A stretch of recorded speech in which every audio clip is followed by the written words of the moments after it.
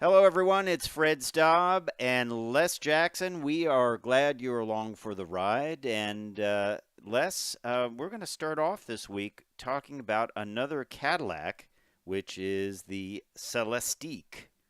Um, Yes, so I think yeah, we'll call it that. We're not sure how to pronounce it, but Celestiq sounds good to me. sure. Uh, They have a few of them like that. The Lyric, with spelled with a Q right. on the end. What's interesting about this, though, is they're going to build it at their design center that was opened up, Hmm. GM's design center that was opened up in 1956, and they've used it as a design center since then. It was opened up by, at the time, President Eisenhower. He was there for the reveal of it. Wow. So that's kind of interesting news. And then the new models and pricing just keeps on going. We've got the new model Palisade from Hyundai, very popular model. They have a new XRT version of that, rough and ready. That's the way these trucks are going Yep. these days. That's it. We're also It going to talk just, about Subaru Ascent, which gets freshened. hmm. And then also we have pricing on the Kia Seltos, which is kind of I call it their all-wheel drive, small, compact version vehicle that typically you can't get in some of their other small vehicles. You can't get all-wheel drive, but this is the smallest one you can get all-wheel drive in. And of course, it looks good because a lot of Kia stuff looks really good with it. Two-tone paint Yeah. It and now, of course, wouldn't you know, they unveil another all-wheel drive during the biggest heat wave the country's had in years, when yeah, people don't think about all-wheel drive. no, no, You know, yeah, but it no, will get cold. it will get cold eventually, and if you're in kind of the northeast area or northern areas, all-wheel drive is Hmm. important. You know, It is. I probably wouldn't buy a vehicle without it, and you can get sedans with it.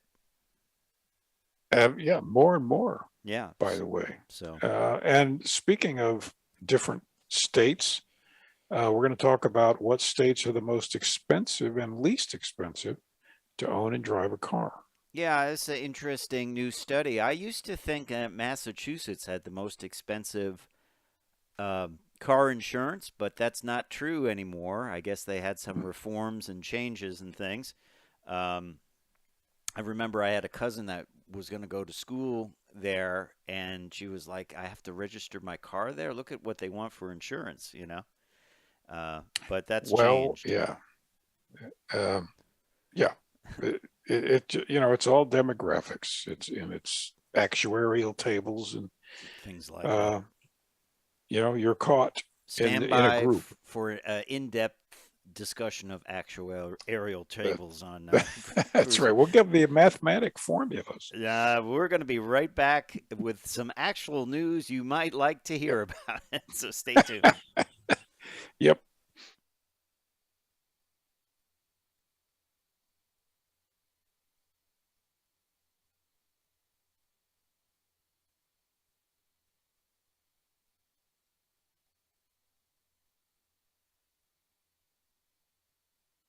This is Cruise Control, Control. your on-air automotive magazine with co-hosts Fred Staub and Les Jackson. Control. Everything you need to know about new and used cars. Control. Industry news. We'll fix or repair your car on the air. Control. Fasten your seatbelts and let us take the wheel. Now, your ride is about to begin Control. because you're on Cruise Control. Cruise Control. Cruise Control.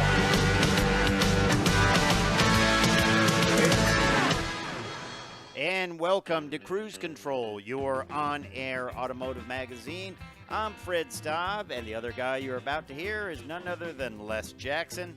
Les, That would be me. that would be you, and we've got a great hour planned out for our listeners because we've got, information on a brand new Cadillac, a little bit of a teaser about the Celestiq, if we're saying that right. The Celestiq, the little teaser picture we have looks pretty nice, It's but a we can't Fender. really describe it. Yeah, it's going to be built in a place steeped in history, General Motors history. We'll tease it with Yep. that. And then you've got a story about a couple of companies bringing out new models, and we got pricing on them. Absolutely. 2023 models. Now, Hyundai prices out the new Palisade, including the XRT model. And Kia is telling us how much it'll cost to buy its all-new all-wheel drive Seltos CUV, which is their smallest all-wheel drive Offering. well, yes. And actually, I think this is a trend. I think they're just going to be putting all-wheel drive in everything. Yep, I'm getting an all-wheel drive bicycle later, so we'll talk about Excellent. that. And Excellent. then here's something that you can use if you're thinking about moving to another state. A lot of people are. What states are the most expensive and least expensive to own and drive a car? Some of them you might find surprising. I'll bet it's Hawaii. It's very expensive to drive there from California, yes. Extremely. And we're talking tech later. What do you think? Are pop-up headlights coming back? Well, kinda. Yeah, kind of. Interesting reason why they disappeared less, and it was pedestrian safety in Europe, because you kind of get impinged on one if you got hit. And I'm going to have a review this hour of the BRZ, the Subaru BRZ.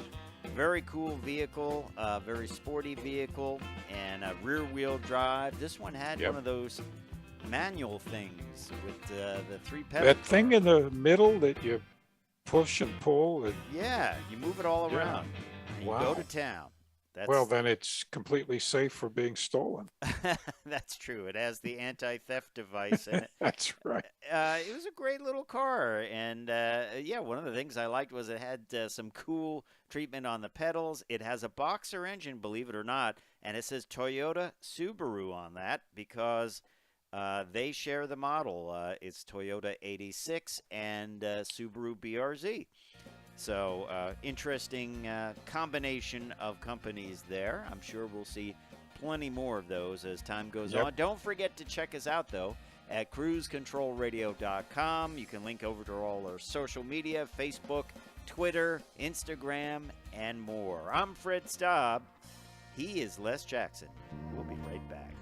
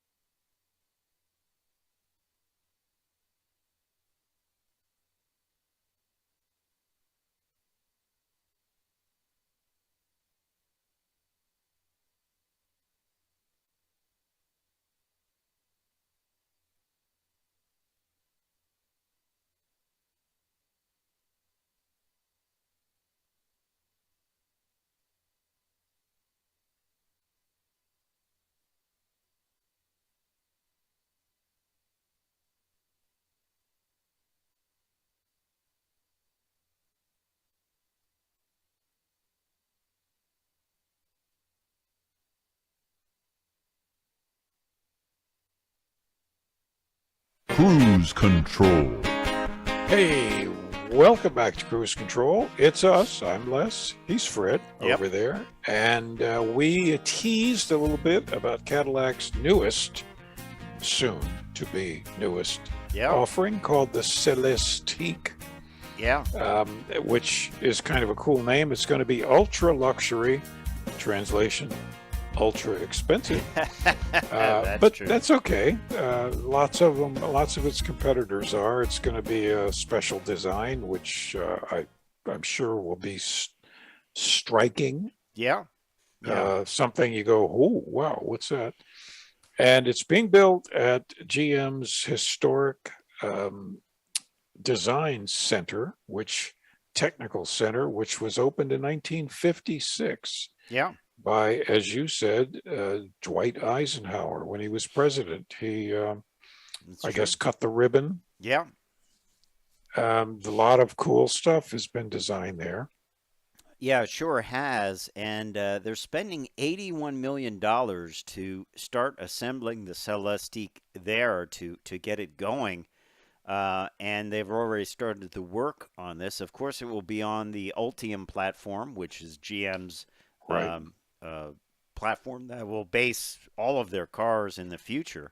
But it is expected to have, the Celestiq is expected to have a 4-quadrant suspended particle device smart glass roof where each occupant of the vehicle can set their own level of roof transparency. Now, remember, you were reviewing the Mach-E Right. last week, and one of Big panoramic roof. but it had no cover, no shade. That No, and it's not smart glass, so you couldn't push a button and make it opaque. right. It was just low E glass, which put your hand close to it. It was really hot. Yeah. Now, what's interesting here, I had a vehicle, I believe it was a Lexus, that had that already in the roof panel. It didn't have 4 quadrants, Yeah. but yeah. it did have a button you push, and it went from clear to opaque, opaque is the right word for it, right? Where you can see some light, but it's diffused. Yeah, opaque. Yeah. In a push of a button. So while they are touting this, I've seen it already. So I think it's a great idea. I also think it's a great idea for home where you don't have to have any curtains. You know? Well, they make shower glasses in hotels as well. That do that. But where you walk in and it makes it opaque so no one can see in. Yeah. Also on the Celestiq, you will have what they call a driver and front seat passenger will enjoy pillar-to-pillar views of a free-form display with active privacy to help mitigate driver distraction. So we talk about infotainment screens getting bigger. They used to be 6-inch, and then they're 7-inch. Right. Then they went vertical to 12-inch. Now it's just going to be a whole screen, the whole width of the vehicle. Across the dash. Yep. And they will use the equivalent of those privacy screens. Remember, people used to snap them on airplanes. So if you're doing business work, someone next to you couldn't say, "Hey, what are you working on?"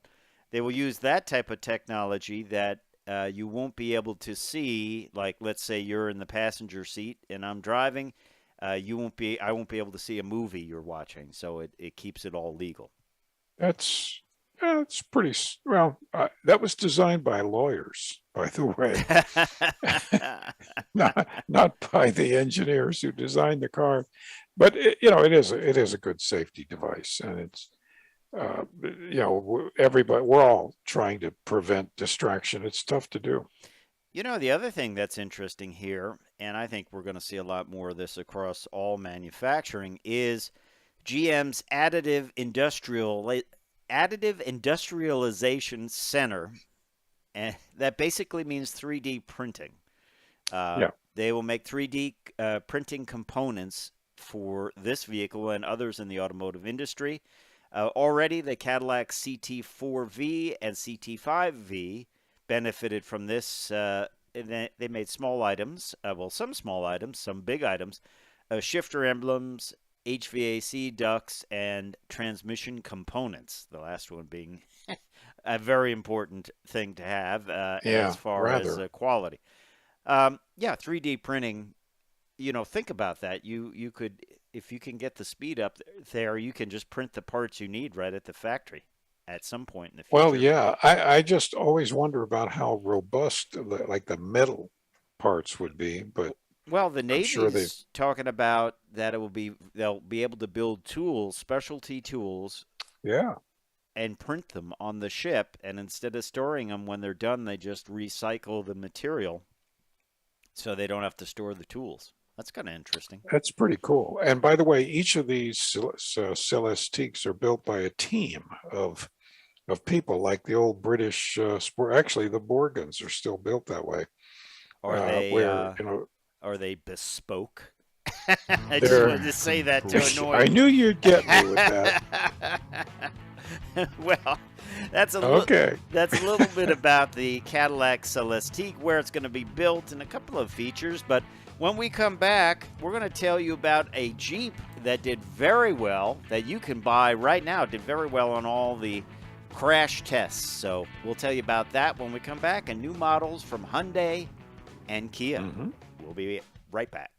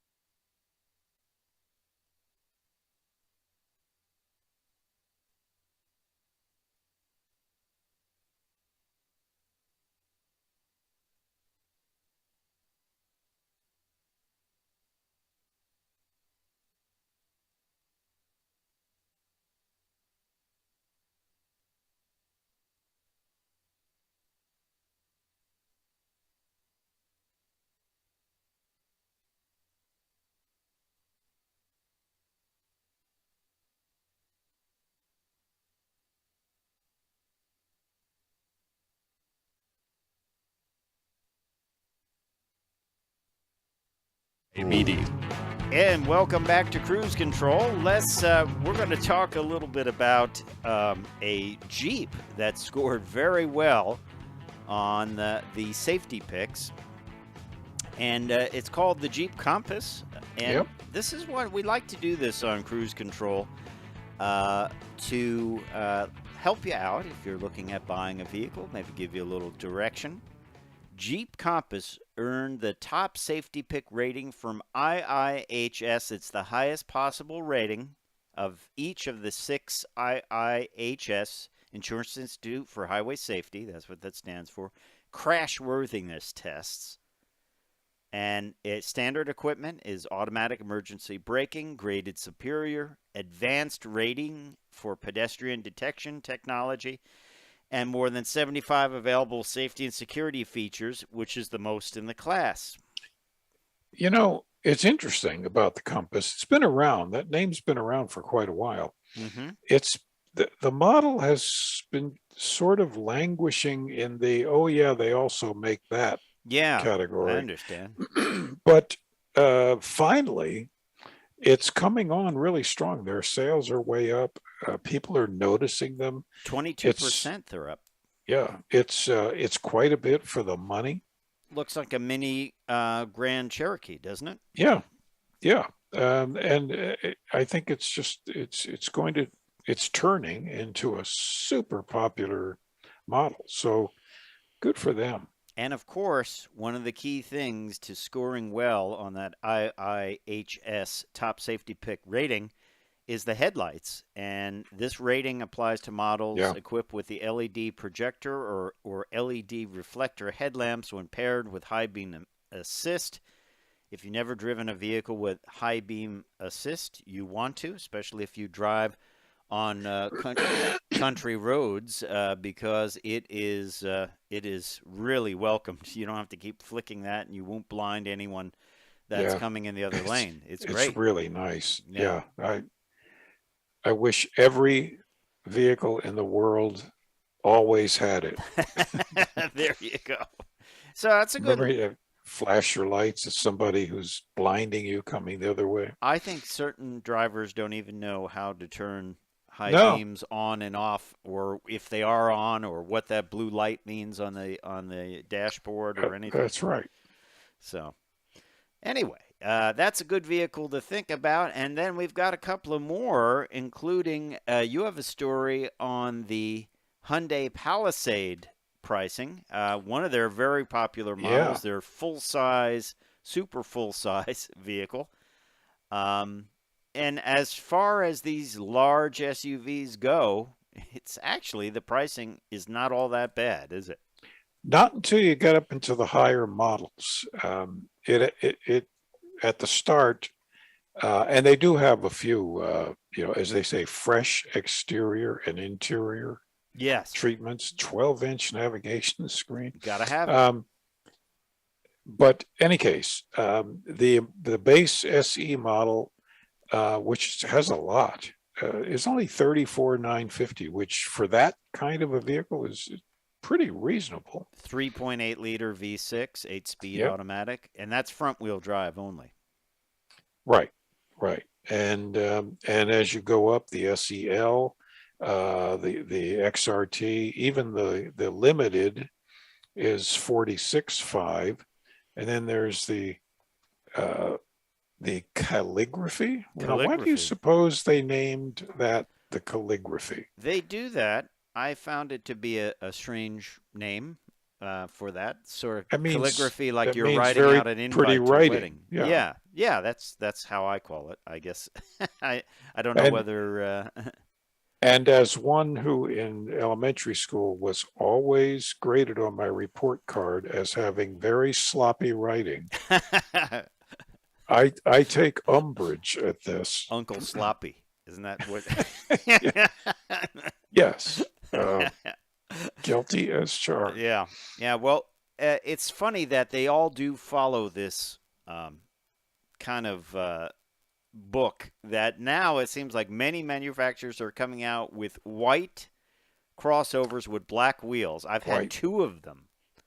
I had the GMC AT4 and the right now the Mitsubishi Outlander. They both have that look, and this XRT model floats in at 40,250 for the front wheel drive and 42,150 for the all wheel drive, and it includes all of the equipment in the SEL, which is the second level up. But it also adds 20-inch dark wheels with rugged styling, rugged lower bumpers and skid Rugged. plate accents, rugged lower door garnish. Whoever thought you would say that as a sentence? Ah, by the way, I have a theory on why we're seeing so many white vehicles. Why is that? Because this is my theory. I have no inside knowledge, but because all of these new vehicles have such big grills, Yes. the face of the car is so overwhelming. The white shows it better than any other color, and Accentuates it. they want that identity to be noticeable. I think you might be right, and it's interesting because not only is the body white on this XRT model, but it does have a rugged dark grille finish. Did I mention it's rugged? What do you think? Maybe it's rugged. This is the trend. This is a little bit different trend, but we saw the trend with like Subaru Wilderness, and there's the Timberline for Ford, and it's endless. The X line for Kia, endless. manufacturers toughening up the looks of their SUVs and CUVs. Yeah. This is kind of a subset of that with this model, the XRT, the rugged. It's funny, the release says rugged like 15 times. It says Yeah, it new does. rugged Palisade, rugged lower bumpers, rugged lower garnish. There's probably another rugged in there. It does look good. I mean, I like how it looks. It looks sporty. Well, yeah. I mean, it looks quite large. Yeah. I mean, it's not. I mean, it's not a small vehicle, but it's not huge. It's not an Escalade. No. But Uh, there Big you though. have it. It's rugged. Rugged. Let's move And over. What were that's you going to right. say? Well, and so is the added dealer markup when you go get ready to buy Yeah, one. yeah, that will be rugged as well. That's let's extremely rugged. let, let's talk about something from Kia, a little more affordable. You know, everyone always says, "Well, I love the Soul. Why didn't they make it all-wheel drive?" And I always ask that too because it's a great value. But really, if you want to buy an all-wheel drive Kia and you want to get into an all-wheel drive Kia, the Seltos is really what you're looking at.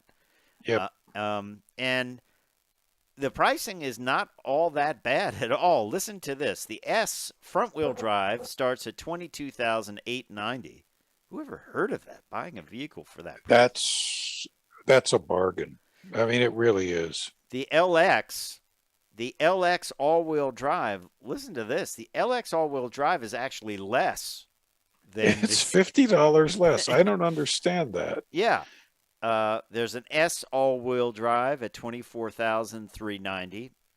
The Nightfall edition, also a trend to have an all blacked out.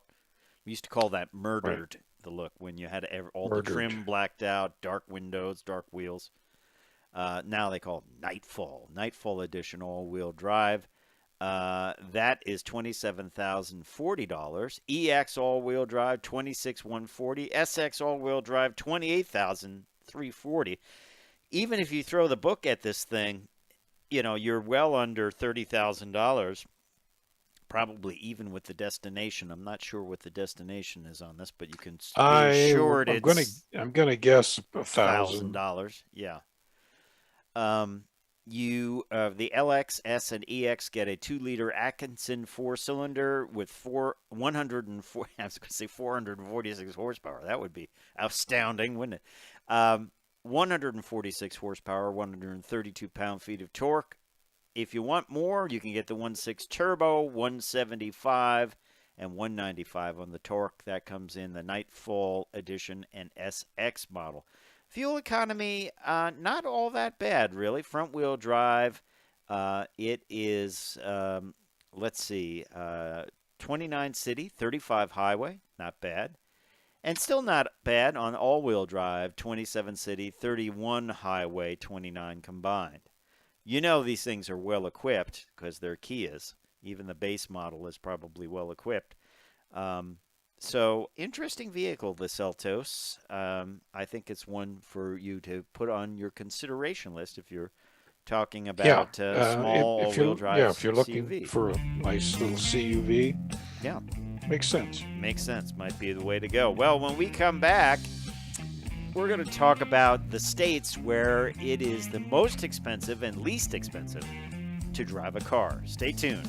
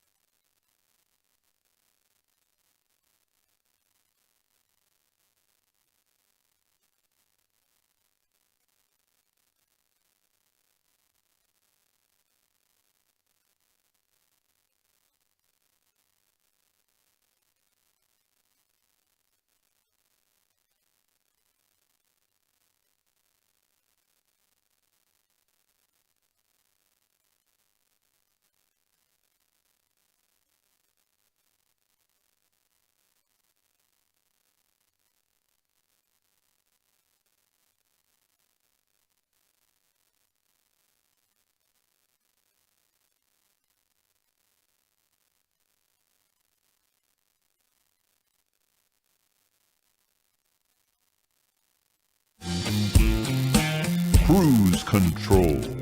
Welcome back. Welcome back to Cruise Control. Fred and I are going to go over something near and dear to everyone's heart, which is the cost of insuring and owning a car.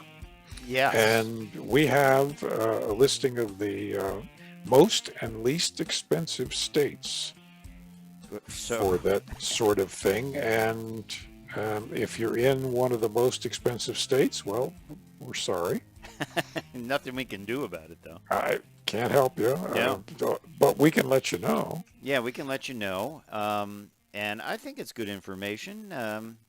People like to factor all this stuff in. This comes from a research firm called Deal A. And there's a difference in car insurance of $1,000 between the most and least expensive states. That's a pretty big discount. It's not really a huge difference. But, it's pretty big. I'll say this, Les. Do you want the bad news or the good news? Let's do the bad first. Okay, so 10 most so expensive. People forget about it quickly. Okay. No. All right. So they kind of go through this in this list, the total average repair cost, the average car insurance cost, the 50-point safety inspection and oil change cost, total maintenance cost, and then they give you a total number. So number 10 of the most expensive is Colorado, coming in at $3,286. Okay. This is not including the cost of actually buying and paying for the car. Or gas.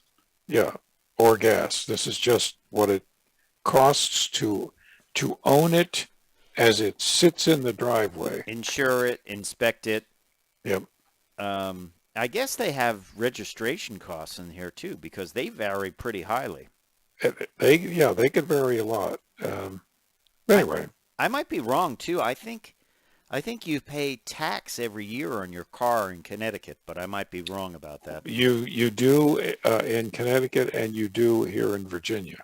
And what do they base it on? The value of the car, or it's based on the average Blue Book value, or what they call actually it's kind of the trade-in value.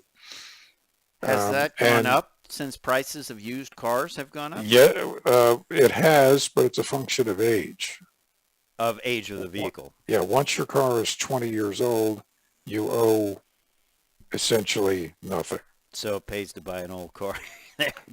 but that said, when I bought my Corvette, walked it through the assembly line in 1971 and bought it. It was $5,500 once I settled on the price. I'll give you $6,000. Over the course of 33 years, right. I paid for that car again. Oh boy! In property tax. Wow. But they got rid of it toward the end of those years. There was no. They finally put an age limit where it became worth on paper $100. Yeah. Well, anyway, number 9, New York, $3,306, most expensive. Number 8, New Jersey. We're all in my neighborhood here, New York, New Jersey. No surprise. $3,312. Rhode Island, expensive state to live in, Rhode Island. I've heard that. And it's number 7 on the most expensive list for driving a car. Florida, number 6. That's surprising because it's so cheap there in so many other ways. And other taxes. California, number 5. That is $3,456 a year. Kentucky, $3,613. Surprise number 3, Nevada, $3,705. Louisiana, $3,849. And the most expensive state, Les Jackson, do you know what it might be? It, strangely enough, is the home of the auto industry. Yeah, Michigan. Coming in at a rugged, yes, to use that term again, a rugged $4,600. $864.30. So that's the bad news. What are the cheapest? Well, 1 to 10, 1 being the cheapest. Number 10, cheapest is North Carolina at 2701. Mm-hmm. Number 9, Vermont. That's surprising. Yep. 2581. Yep. Iowa, 2566. Wisconsin, kind of same area of the country, 2513. Idaho, a little further west, 2494. This is just because there's less people out there. It's more. I think more so. Open space. I think so. Just more density, more crashes. Right. That makes sense. Indiana, 2475. Now that's close to Chicago. So. Yep. Ohio, Anyway. 2438. Yep. Virginia. Right here, where everyone complains about the cost. We're the third cheapest, 2432. New Hampshire, 23,330. And Maine. I guess I'm not surprised at that. That's the cheapest at 2253. Now that's half of what it costs in Michigan. It's bizarre too.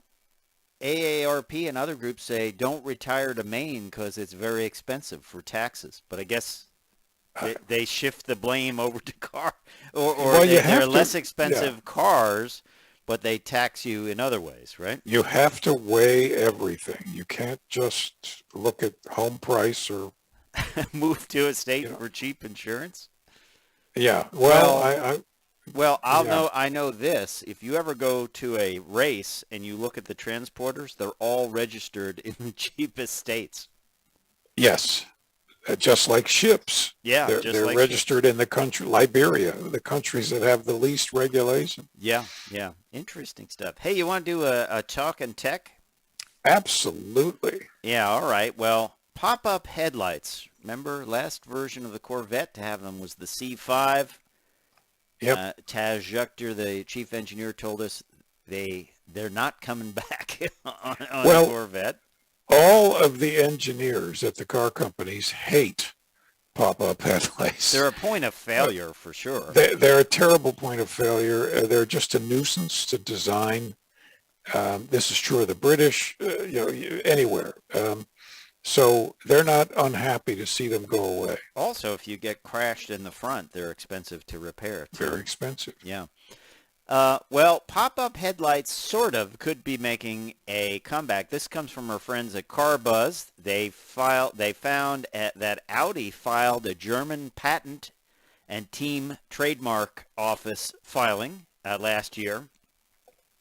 And the idea is these are called changeable headlight covers. And I remember reading about this a long time ago in The Future of Cars. It was an article, Future of Cars, where the body would be the light, and when the light comes on, the light would glow through the body. When it's not on, you wouldn't see it. It would just look like body color, like more of the fender or whatever. And this is kind of the technology they're talking about, where, once again, sort of like that roof panel we talked about earlier, when the light's not lit, it looks just like the body color, or maybe a piece of trim or whatever. You don't see the headlights. When you turn it on, it actually lights up. And that's kind of the modern day version of pop-up headlights, disappearing headlights, Yeah, disappearing headlights or point of need headlights is. Yeah, what do you think about that? Well, I think I would have to see it in action. The first thing I think of is, like every headlight, they get dirty, they get cloudy. Yeah. And they lose an awful lot of their usefulness. So Sure. My question is, how would this work, and would it work? Would it be more maintenance to keep it nice, or less? Hard to say. It might be less because the lens less. is covered by, it's more protected from UV light. It's kind of a styling thing, It's not. And the other thing you got to watch is it can't affect the light output in any way because, let's face it, headlights are a big thing when it comes to getting that all-important IIHS safety rating. Yeah. You don't want to mess And- that up to look cool. And that's the big problem. You've got to Remember- design something. Remember that during the 80s, people put smoked covers over their headlights and taillights? I was like, That's right. why? That's not a good idea. I want taillights so they can Not see at it all. as soon as possible, not when they're like 2 feet away from my rear bumper and about to smash into it. There are some very strange personalization things that Peel and people put stick. on their cars. Yeah, peel and stick personalization. Hey, we're going to get into a vehicle next, an at-the-wheel review of the Subaru BRZ. It's a real good-looking, well, not two-seater. It should be a two-seater, I guess, but we'll tell you about it when we come back.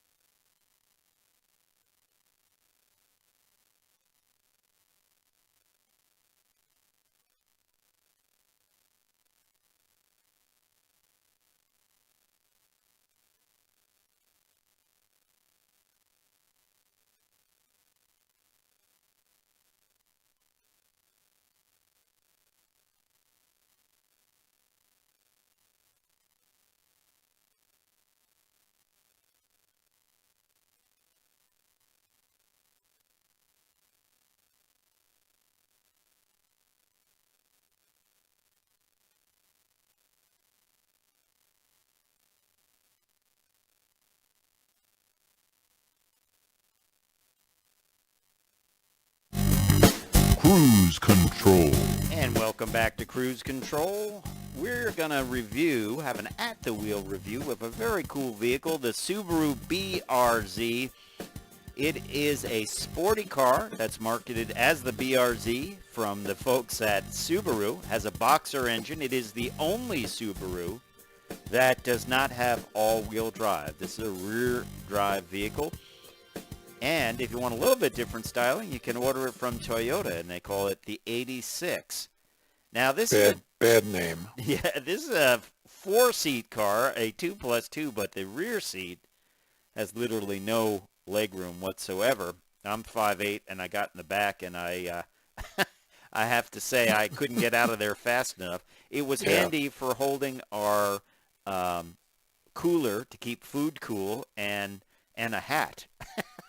The reason for 2+2s, and this has been true since the 60s when Jaguar did it with the XKEs, and cars over the years have done 2+2s, which are basically unsittable in the back seat. Right. The reason was insurance. Yes. They're much cheaper. Otherwise, they're insured as high-performance sports cars. And this would be great if you had a small dog, a hat, or some small cardboard box. It would fit in there. or a sandwich and a banana. Exactly. Yeah. This is a great car, though, Les. It is, I think, the ideal car for, like, autocrossing, or, you know, how people like to race cars that are not that high horsepower. They're just looking for something that handles well. A lot of people use Miatas for this. I might alienate half of the automotive journalist world. I've never been a super fan of the Miata. I would rather have something like this, the BRZ. I would too. I like the closed coupe. It's stiffer. It's quite a bit less expensive. I agree with you. I think if you're, a relatively young owner and you just want something cool looking and fun to drive and reliable and inexpensive, I just think this is a great choice. Look at the styling. It's got the double bubble roof, very racing styling. It has this current model, the 2022, has a lower center of gravity. They've lowered it down. It's got that nice kind of integrated rear spoiler.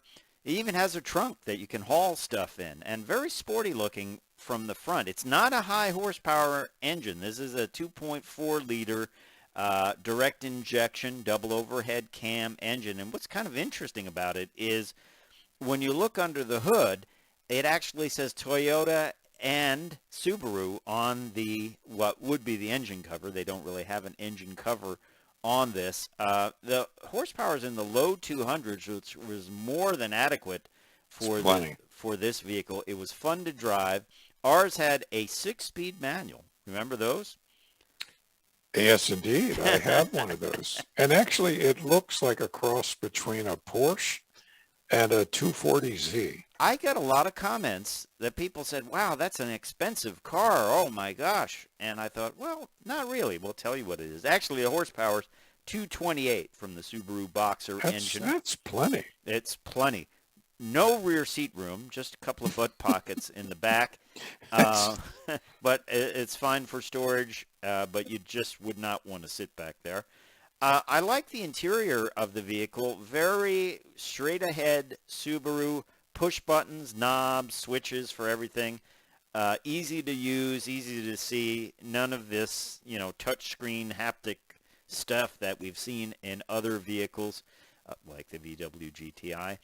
Even the radio's got a volume knob. There's the touchscreen there. You can get Android Auto, Apple CarPlay.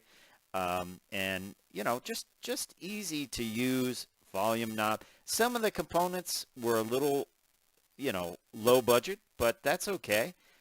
You can see there's some great stitching on the shifter boot and some red trim and stitching on the seats, which were sort of an Alcantara type stuff in there in the car. And some of the Alcantara upholstery goes on to the doors itself as well. The seats are heated. I liked how they treated the pedals. They did a really nice treatment very of pedals. sporty. And interesting, It is the D45 Boxer engine, Toyota and Subaru, right on the top of it. So nice little engine. I'm sure you could get some Go Fast goodies for this too, if you wanted to. Ours was the BRZ Limited, which brings in 18-inch aluminum alloy wheels with matte gray finish, 215/40 summer performance tires, blind spot protection. They call it Bryn Naub upholstered combination. I guess that's just the brand name. Dual mode heated front seats, steering responsive headlights, which is always nice. One thing you can't get with the manual is the EyeSight system. The EyeSight is Subaru's version of emergency braking that, as of this review, you cannot get that with a manual transmission. You can get an automatic transmission with this as well. Did not drive that, just drove the manual. Manual shifted wonderfully, good clutch feel, good clutch take-up. Shifter was great. So, you have your option. But once again, a great car if you want to go autocrossing or something like that, or you want a sporty car that is not super expensive. And you're probably going to ask, how much did it cost, Fred? How much did it cost? Funny you should ask, Les, because the BRZ Limited is $30,495 with a destination charge of $960, brings it all in at $31,455. If you recall, we were wondering, would we see a version of this vehicle? Would they continue it? And they have. I don't know what the sales numbers for this are, but I don't think it's one of their biggest sellers. But it is a great vehicle. It also has a limited slip diff, Torsen limited slip diff, which is great vehicle dynamic control, sport tuned suspension. It's a nice little vehicle. It really is. It is a sporty vehicle. It's a fun vehicle. If you're looking for that type of vehicle, it's one to look for. I liked everything about it. I liked how it drove. It looked more expensive, especially in that silver, ice silver metallic, than it was. I don't know what the automatic drive's like. That might be a little easier in traffic. It might actually be better for autocrossing, the auto. It might be. Well, the fact is, I would doubt more than 3 or 4% of the buyers get manual. Yeah. So I give it a great rating, and they've just made it better with this generation. They've, as I said, lowered the center of gravity, dropped the vehicle a little bit. This is only the second generation, so I don't know. I kind of like the Subaru styling a little bit better than the Toyota styling. That's just point of I do preference. too. Also, I have to give them credit for just doing this, for putting out what essentially is a limited market sports car. Yes. For, in a world of over 70% of SUVs. Yeah, absolutely. I definitely like the autocross one though. Probably the automatic. That's what I would say. But that's your Yep. BRZ, your at the wheel review of the 2022 Subaru BRZ Limited model. Good looking vehicle. I like the dark wheels with the ice silver, and it's a fun vehicle. And by the way, I've read that they are working on a way to get the EyeSight system with manual transmissions. They have a few in their lineup yet. I believe you can still get a Crosstrek. I believe you can with a manual. With a manual? Yeah, and they want that to come with EyeSight, so I would venture a guess that they would be adding EyeSight to manual transmission vehicles in the future. So, all right, there you have it. Well, we appreciate you listening to Cruise Control Radio. Don't forget to check us out at cruisecontrolradio.com. Time for me to say I'm Fred Staub. I'm Les Jackson. We're going to see you down the road. Bye.